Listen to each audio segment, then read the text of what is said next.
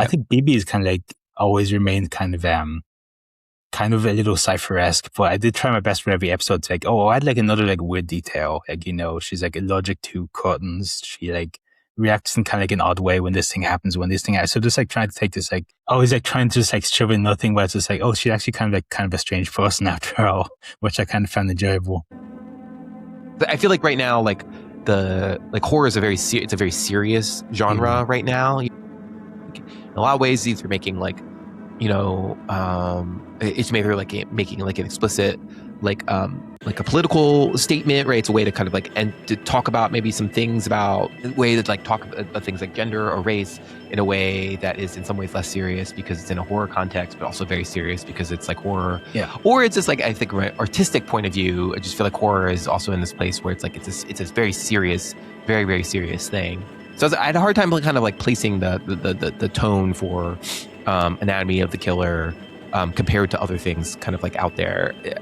Do you see other like parallels for you tonally between like the way the characters in your world sort of approach their like potential doom with like kind of like a smile and a nod? Because I had a hard time kind of like placing it in other media.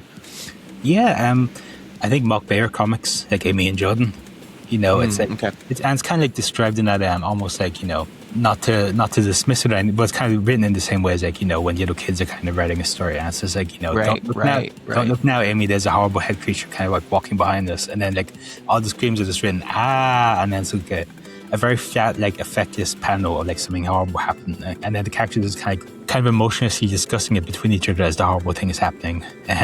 So I feel like that was a big influence on me, and yeah, I think just part of it was just like my own taste, because like I'm not really a narrative guy, and I don't really like the kind of the emotionalism of a lot of horror movies. I don't really like that, it's if you're watching a movie to see like Jason like throw a spear through a guy's head, I don't think there's a need to have like people go out and be like, oh my god, they got Freddy, I missed him so much, we were engaged, we were gonna have a kid together, he just told me he was gonna go to the like, I hate that kind of piling on. It's like, it's not the thing I think really cares about in that context. So for me, it's like a case of like, I kind of wanted to see how much of it I could kind of strip out and still have a run. It's just like, right. What if you didn't have any kind of like those emotional beats was kind of telling you like, oh, this is how to feel about it. This is like, this is the thing I really love in films, but it's like, oh, it's a picture of this character looking sad so that you yourself know to feel sad. So that's a sad scene. It's just like, everything is just kind of like zippy. Everything is just kind of very kind of fast paced.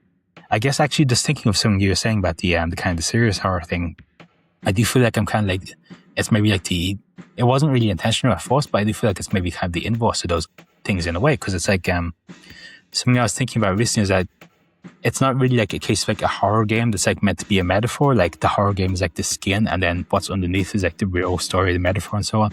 It's more like, it looks like a metaphor, but it's actually a horror game. Like the horror stuff for me is the fact that like, oh, it'd be a horrible thing to be stuck in a metaphor, right? Like to live in a political cartoon and you're just trying to walk down the street and there's all these guys with like a t-shirt that says "The Economy" and they're chasing at you buzzsaws and stuff. Right. Like, and like the very flat effect this world of like editorial cartoons, like allegory, like all these like very closed, like emotionally self-contained, like symbolic narratives, which are always very kind of like, very, very inscrutably run. Everyone in them seems to find them like totally natural, and then like they can be totally baffling to look at from the outsides. They're just kind of perfect, like systemic machines, they just kind of run according to some set of principles that they're intended to illustrate. Like they're just kind of being stuck in one of those worlds. That was kind of terrifying to me. Like you just kind of, you're trying to live your life, but everyone is kind of acting to act out some kind of metaphorical system or meaning that you're not aware of, but you kind of have to deal with them trying to impose those values on you, or like acting as if, oh, of course you know this. Like, why wouldn't you be into this? Like, why wouldn't you chase people around with a hammer? That's what we're all here for,